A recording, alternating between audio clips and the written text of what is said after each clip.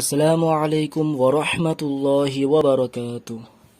শেষ ক্লাসে আমাদের তখতি নাম্বার 9 এতটা পর্যন্ত পড়া হয়ে গিয়েছিল।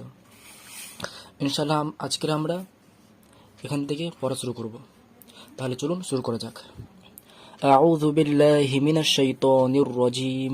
বিসমিল্লাহির রহমানির রহিম। ফা এটা ফা জবর ফা, মিম নুন জবর, নুনে সাকিন আছে তাই জন্য নুনটা যুক্ত হবে। মিম নুন জবর, মিম জবর কি হয়? মিম জবর মা, তো মিম নুন জবর মান, ফামান। আইন পেশ ও, এটা ফা, ফায়ে জির আছে, ফাজের ফি, ও ফি, ইয়া জবর ইয়া, ও ফিয়া, ফামান ও ফিয়া। তারপরে মিম নুন জির মিন, अलिफ जबर अ, मिन अ, ख या जिर खी, मिन अखी, हा जिर हि, मिन अखीहि। তারপরে মিম নুন জবর মান, अलिफ जबर अ, मन अ, जाल जिर জি, अजी নুন জবর না, अजीना, मन अजीना।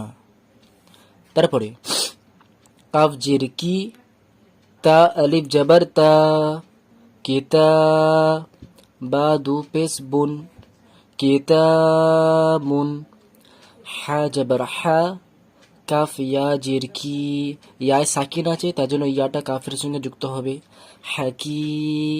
মিম দু পেশ মুন, হাকিমুন, কিতাবুন হাকিমুন, কিতাবুন হাকিমুন। তারপরে আইন জবর আ, জাল আলিফ জবর জা, আযা, বা দু পেশ বুন, আযাবুন। গইন জবর গ, লাম ইয়া জের লি, গলি, য দু পেশ জুন, গলিজুন, আযাবুন গলিজুন।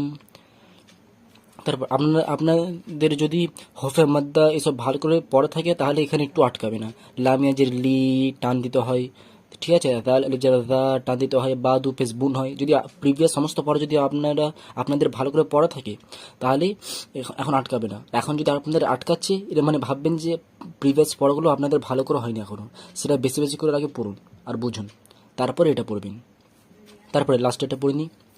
হা আলিফ জবর হা, সিন জের সি, হাসি, দাল দু জের দিন, হাসিদিন। আলিফ জের ই, জাল আলিফ জবর জা, ইজা। হা জবর হা, সিন জবর সা, হাসা, দাল জবর দা, হাসাদা। ইজা হাসাদা, হাসিদিন, ইজা হাসাদা, হাসিদিন, ইজা হাসাদা। হলো? তো এতটা ভালো করে পড়বেন। নেক্সট ক্লাসে আমাদের তখতি নাম্বার 10 শুরু হবে। আর তখতি নাম্বার 10 থেকে বলা যেতে পারে যে আমাদের প্রথম কায়দা, মানে এখান থেকে আমাদের কায়দা এবার শুরু হবে। এবার আমরা প্রত্যেকটা তখতিতে নতুন কিছু না কিছু কায়দা শিখব। ওইখান থেকে কীভাবে আলাদা আছে এখানে। এখন যদি কেউ এইসব ভালো করে পারবে, তো যদি কেউ এইসব ভালো করে পারছে পড়তে, তাহলে সে এটাও একদম ইজিলি সব পড়ে নেবে, কোনো অসুবিধা হবে না। তাহলে প্রশ্ন করবে সে যে এখানে তো সব পড়তে পারছে আমি, এখানে কি আছে? এখানে একটা কায়দা আছে, সেই কায়দার নাম হচ্ছে ইখফা। তখতিটা শুরু হচ্ছে ইখফা নাম দিয়ে, ঠিক আছে? তো কালকে কায়দা তো বলে দেবো, কিন্তু কায়দাকে জানার জন্য, কায়দাকে পারার জন্য আপনাকে আগে 15খানা অক্ষরকে মুখস্থ করতে হবে, ঠিক আছে? তো 15খানা অক্ষরকে আপনাদেরকে আগে মুখস্থ করতে হবে। সেই 15টা অক্ষর আছে এইটা: তা, সা, জিম, দাল, জাল, জা, সিন, শিন, সদ, দ, ত, জ, ফা, কফ, কাফ। এই যে 15খানা অক্ষর আছে, অ্যাকচুয়ালি আরবিতে 28খানা অক্ষর আছে। এই 28খানা অক্ষরের মধ্যে এই 15টা অক্ষর আপনাকে এমনি পরপর না দিকে মুখস্থ রাখতে হবে। এমনি তা, সা, জিম, দাল, জাল, জা, সিন, শিন, সদ, দ, ত, জ, ফা, কফ, কাফ। এই না দেখে এভাবে আপনাকে আগে পুরো পানির মতো মুখস্থ করতে হবে। তাই জন্য আজকে আমি আগের থেকেই বলে দিচ্ছি আপনাকে, যাতে আপনি এটা ভালো করে মুখস্থ করার টাইম পাবেন।